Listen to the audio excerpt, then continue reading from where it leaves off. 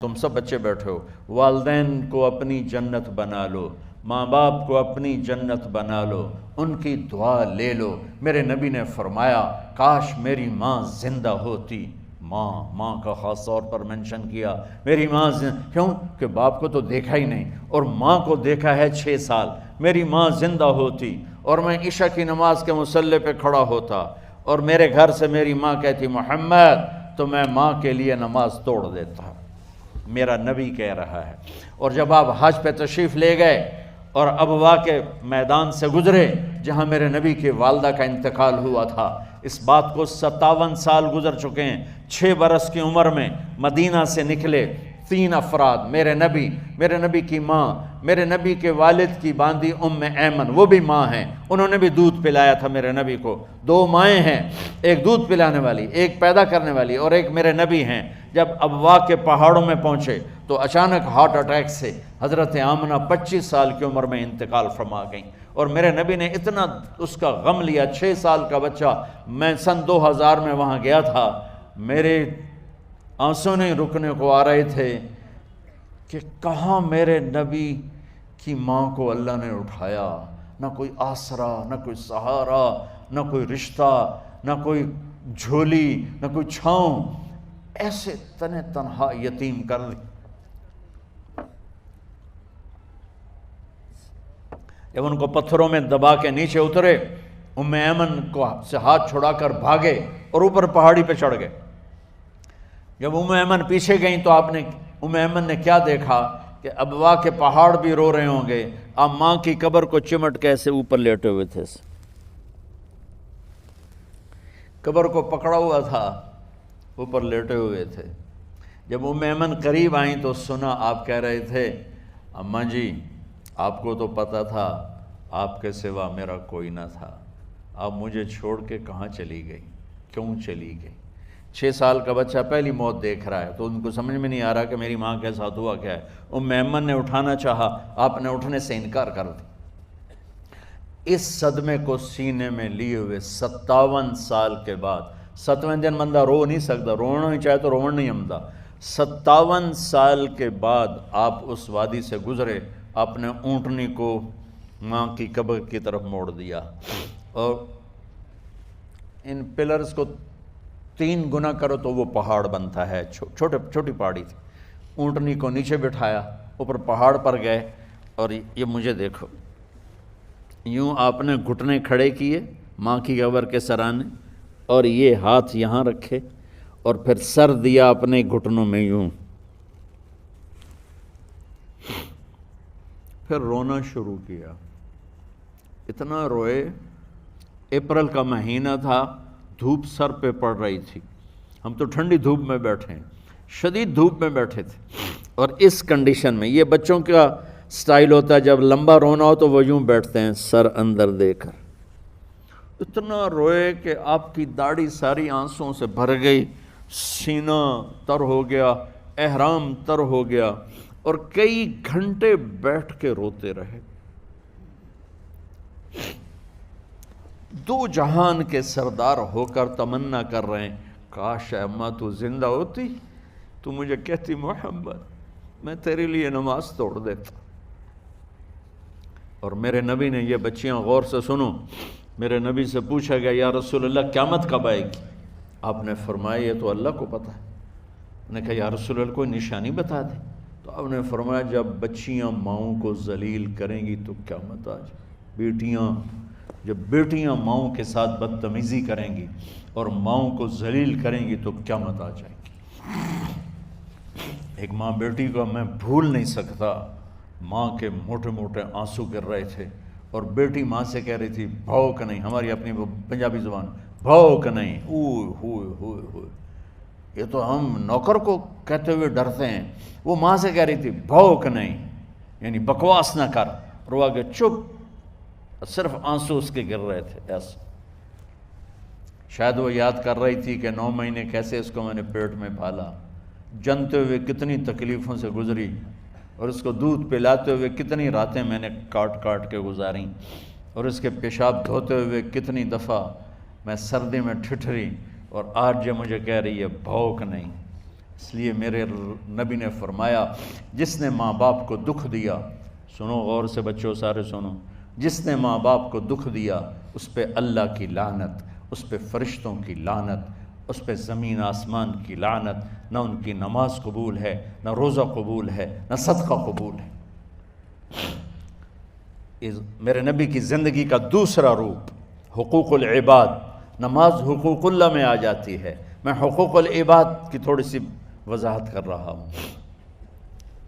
ماں باپ زندہ ہیں تو دعا لے لو۔ والدین سے کہتا ہوں بچوں کو عزت دو، جہاں اولاد ماں باپ کے حقوق ہیں وہاں اولاد کے حقوق ہیں، اولاد کو عزت دو، اولاد کو عزت دو، اولاد کو عزت دو۔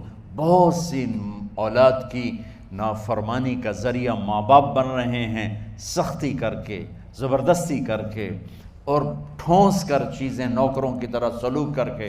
میرے نبی کے گھر میں جب بیٹی فاطمہ ملنے کے لیے آتی تھیں تو میرے نبی بیٹھے نہیں رہتے تھے، یا اب چیئر پہ بیٹھے ہوئے بی بی فاطمہ آ گئی، اب زمین پہ بیٹھے ہوئے ہیں بیٹی آ گئی، اب چارپائی پہ لیٹے ہوئے ہیں بیٹی آ گئی۔ میرے نبی کیا کرتے تھے؟ کھڑے ہو جاتے تھے، کھڑے ہو جاتے، ایک دم کھڑے ہو جاتے تھے، اور پھر کھڑے نہیں رہتے تھے، تیزی سے آگے بڑھتے تھے اور حضرت فاطمہ کا ہاتھ پکڑ لیتے تھے۔ یہ والدین غور سے سنو، حضرت فاطمہ کا ہاتھ پکڑ لیتے تھے اور ہاتھ پکڑ کے مجھے دیکھو یوں بوسہ لیتے تھے، بیٹی کا بوسہ لیتے تھے، پھر ہاتھ چھوڑتے نہیں تھے، ہاتھ پکڑے پکڑے لاتے لاتے لاتے ان کو چارپائی پر پہلے بٹھاتے تھے پھر خود بیٹھتے تھے۔ یہ باپ اور رسول ہو کر بیٹی کو یہ عزت دیتے تھے۔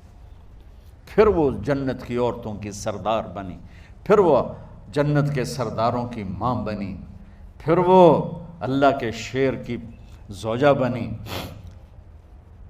تو والدین سے کہتا ہوں کہ اپنے بچوں کو عزت دو، عزت دو، عزت دو، عزت دو۔ پھر آپ سے زندگی کے بڑے فیصلے ہیں شادی۔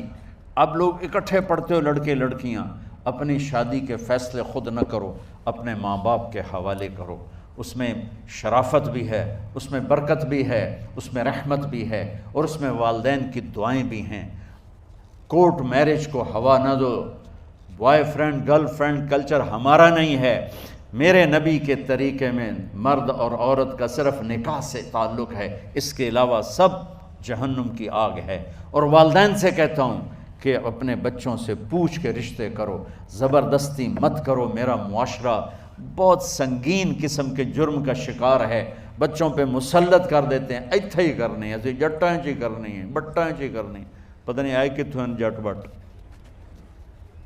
چلو تم ناراض نہ ہو، راجپوتائیں چی کرنی، میں راجپوت ہوں، میں اپنی قوم کو بھی رگڑ دیتا ہوں، راجپوتائیں چی کرنی، اگاں کرنی ہی کوئی نہیں۔ یہ ظلم و ستم اولاد پہ مت کرو، اپنی بچی سے پوچھو، اگر بیٹی ہاں کرے تو پھر قدم اٹھاؤ، اگر بیٹی کہہ دے میں نہیں کرنا چاہتی تو وہ نافرمان نہیں ہے۔ اللہ کے واسطے میری سنو، صرف تم نہیں سن رہے ہو، اس کیمرے سے لاکھوں کروڑوں لوگ سن رہے ہیں۔ اگر بیٹا یوں کہہ دے کہ ابا میں نے یہاں شادی نہیں کرنی، میرا جی نہیں چاہتا ہے، تو وہ بیٹا نافرمان نہیں ہے، فرما بردار ہے، اس نے شریعت کا حق استعمال کیا ہے۔ اب ایسا ظلم مت کرو کہ نہیں اتھے ہی کرنی ہے، اتھے گھروں نکل جا۔ زندگی تم نے تو نہیں گزارنی، زندگی تو بچے نے گزارنی، میں قربان جاؤں۔ ایک حدیث سنو پہلے، پھر اگلی بات سناتا ہوں۔ ما تزوجت وما زوجت الا بوحی من السماء نزل به جبریل۔ لوگو سنو، میں نے جہاں شادی کی، میں نے جہاں بیٹی کی شادی کی، پہلے آسمان سے جبریل فرشتہ اللہ کا حکم لے کر آیا، پھر میں نے قدم اٹھایا۔ سمجھ گئے میری یہ بات سمجھ گئے سارے؟ اب اگلی سنو۔ حضرت علی فاطمہ کا رشتہ لینے آ گئے اور جبریل ان سے پہلے آ گیا کہ یا رسول اللہ فاطمہ علی کے لیے ہے۔ باپ محمد مصطفیٰ جیسا ہے، رشتہ مانگنے والا علی جیسا ہے، اور بیٹی فاطمہ جیسی ہے۔ اور آپ پوچھتے ہیں علی کیسے آئے؟ وہ شرم کی وجہ سے کچھ کہہ نہ سکے، چپ۔ آپ کو تو پتہ تھا، آپ نے فرمایا فاطمہ کے رشتے کے لیے آئے ہو؟ کہا جی۔ تو جبریل تنال بیٹھا ہوا ہے کہ یا رسول اللہ اتھے ہی کرنا ہے، آپ نے ہاں نہیں کی، آپ نے کہا انشاءاللہ، اور یہ کہہ کر اٹھ گئے۔ انشاءاللہ نبی کا ہاں ہی ہوتا ہے، لیکن جبریل کے آنے کے باوجود اور اللہ کے کہنے کے باوجود میرے نبی کو بھی پتہ ہے کہ یہ رشتہ یہاں کاتب تقدیر نے لکھ دیا ہے، لیکن امت کو سبق سکھانے کے لیے آپ گھر تشریف لے گئے۔ بیٹی فاطمہ کہ جی یا رسول اللہ، کہا علی کا رشتہ آیا ہے، میں ہاں کر دوں؟ سبحان اللہ۔ میں اپنے دیہاتی بچیوں پہ مجھے رونا آ گیا کہ جنہیں پتہ ہی نہیں ہوتا سانو کہیں نال بندے پہ جانور ہے یا انسان ہے۔ علی جیسا داماد، چلو علی کو چھوڑو، فاطمہ کو چھوڑو، جبریل آیا بیٹھا ہے، جبریل آیا بیٹھا ہے۔ اس کے بعد فاطمہ سے پوچھنے کی کیا بات ہے؟ جبریل آ کر کہہ رہا یا رسول اللہ، اللہ کہہ رہا ہے فاطمہ علی کے لیے ہے اور علی فاطمہ کے لیے ہے، اور پھر آپ کہتے ہیں بیٹی فاطمہ ہاں کر دو۔ ہماری تو آج کی بیٹیاں انکار نہیں کرتی، چپ کر کے گاں ماش طرح بن چھڑ دن کلے نال۔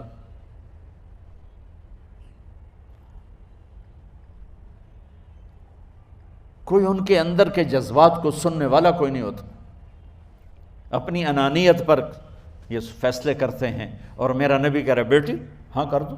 سبحان اللہ۔ آپ کا کیا خیال ہے فاطمہ نے انکار کرنا تھا؟ یہ تو یہ بیٹیاں نہیں انکار کرتی تو فاطمہ نے کہاں کرنا تھا؟ لیکن یہ سبق دینا تھا ان والدین کو جو نادانی میں نادانی کے فیصلے کر کے اولاد کو ہمیشہ ایک ٹھنڈی آگ میں دھکا دے دیتے ہیں۔ حضرت فاطمہ رضی اللہ تعالیٰ عنہا نے جب ہاں کی پھر آپ باہر نکلے۔ اچھا مزے کا واقعہ ہو، حضرت علی اٹھ کے باہر نکلے تو صحابہ باہر کھڑے انتظار کر رہے تھے کہ کیا ہوا۔ حضرت علی کو بھیجنے والے تھے عبد الرحمن بن عوف، پہلے ابو بکر گئے تو آپ نے انکار کر دیا، عمر گئے رشتہ مانگا، آپ نے انکار کر دیا۔ عبد الرحمن بن عوف نے علی سے کہا آپ جائیں، آپ کا رشتہ رد نہیں ہوگا۔ کہنے لگے میرا تو ذاتی گھر بھی کوئی نہیں، مجھے کہاں سے رشتہ ملے گا، میں تو بالکل غریب ہوں۔ کہا نہیں تم جاؤ۔ تو واپس آتے انہوں نے عبد الرحمن بن عوف پہ چڑھائی کر دی، وہ کیا ہے نا تو میں نے گلے آئی، انکار ہو گیا۔ تو صحابہ نے پوچھا کیا ہوا؟ کہا کچھ کہا ہی نہیں، چپ کر کے اٹھ گئے۔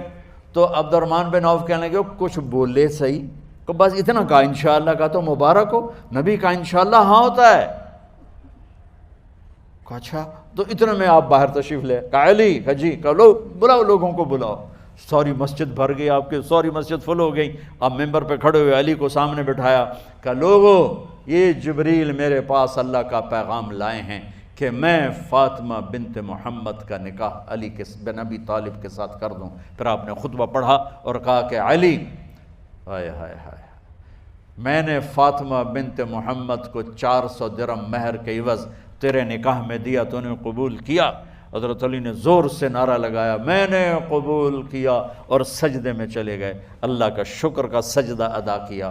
پھر میرے نبی نے وہیں سارے مجمع کو شہد کا شربت پلایا اور تازہ کھجوریں کھلائیں، اور پھر جب رخصتی ہوئی تو آپ نے حضرت علی سے فرمایا کہ آپ آ کے لے جاؤ۔ پھر آپ نے حضرت ام سلمہ، حضرت حفصہ اور جناب حضرت عائشہ رضی اللہ تعالیٰ عنہ، ان تینوں کو بلا کر فرمایا تمہیں پتہ ہے نا مجھے فاطمہ سے کتنا پیار ہے، تو تم فاطمہ کو دلہن بناؤ، اس کی تیاری کرواؤ، اسے دلہن بناؤ۔ تو ان تینوں نے حضرت فاطمہ کو دلہن بنایا۔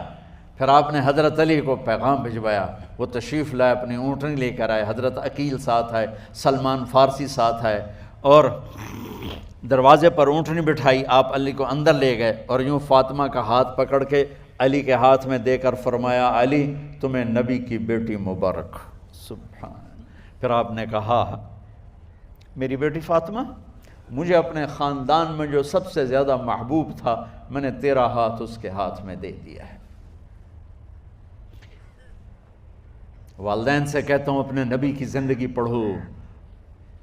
میرا درد ہے کہ ہماری ثقافت میں اسلام داخل نہیں ہوا، ہمارے عبادت میں اسلام آ گیا، بہت سارا مجمع مرد عورتوں کا نمازی ہے، حاجی ہے، عمرے کرتے ہیں، لیکن ثقافت میں نبوت کی جھلک دکھائی دے، ثقافت میں اللہ کا نبی دکھائی دے، وہ نہیں ہے۔ زندگی بیت گئی اس انتظار میں، مدت سے لگ رہی تھی لب بام ٹک ٹکی، تھک تھک کے گر گئی نگہ انتظار آج، پتہ نہیں کب صبح ہوگی۔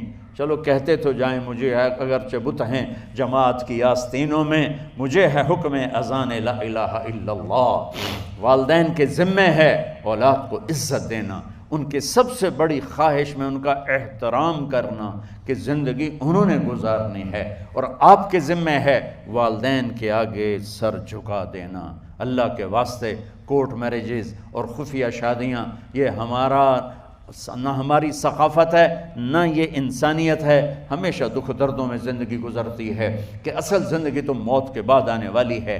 تو والدین پڑھیں شریعت کو، اولاد بھی پڑھے اپنے نبی کی زندگی کو۔ ایک شخص حضرت عمر کے پاس آیا ایک بیٹے کو لے کر، کہا امیر المومنین یہ میرا بیٹا بڑا نافرمان ہے اور مجھے بہت تنگ کرتا ہے۔ حضرت عمر کے پاس لاٹھی ہوتی تو انہوں نے یوں اٹھائی، وہ کہنے لگا حضور معافی دیا جائے، ایک میری گل سن لو۔ آپ نے فرمایا کیا؟ کہنے لگا ماں پیو دے بڑے حق ہیں، بالکل ٹھیک ہے، پر کوئی ساڈا حق بھی ہے ماں پیو تے؟ آپ نے کہا ہاں۔ آپ نے کہا ہاں۔ کہنے لگے ذرا وہ بتا دیں۔ کہا پہلا حق ہے اچھی ماں تلاش کرے، نیک عورت تلاش کرے۔ دوسرا حق یہ ہے نام اچھا رکھے۔ تیسرا حق یہ ہے اس کو قرآن کی تعلیم دے۔ کہا جی پھر سن لو حضرت جی، ایسا میرے پیو کو پوچھو اس حبشی عورت نال شادی کر کے مینوں حبشی ماں دیتی، انہوں کوئی عرب ماں ہی نہیں لتی۔ میرا پہلا حق اس مارا ہے۔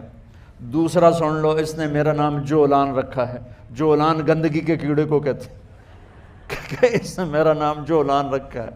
اور تری سن لو، اس آج تے مینوں قرآن دی شکل نہیں وکھائی۔ حضرت عمر ہوئی سوٹا وہ دے سر تے پھیر دے کہ پہلے تیری مالش کراں پھر ایدی کر سکتا۔ تو آج کے والدین بھی اپنی اولاد کے بارے میں بہت بہت بہت غافل ہیں، اور اولاد کا بھی حال یہی ہے، چونکہ ماں کیا ہے، باپ کیا ہے، اولاد کیا ہے، یہ شریعت، یہ قرآن بتاتا ہے، یہ میرے نبی کی زندگی بتاتی ہے۔